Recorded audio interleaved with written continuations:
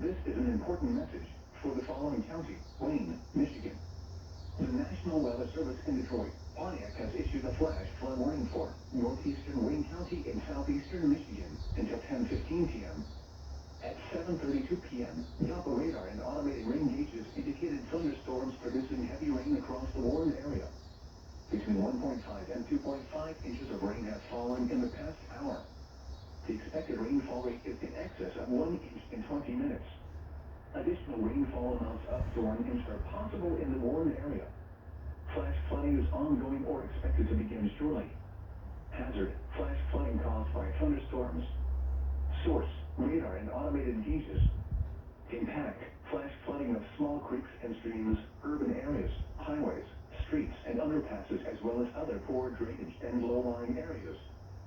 Some locations that will experience flash flooding include Warren, Grosse Pointe, downtown Detroit, Belle Isle, East Point, Hamtramck, Ferndale, Hazel Park, Grosse Pointe Woods, Harper Woods, Highland Park, Grosse Pointe Park, Grosse Pointe Farms, Northeast Detroit, and Grosse Pointe Shores.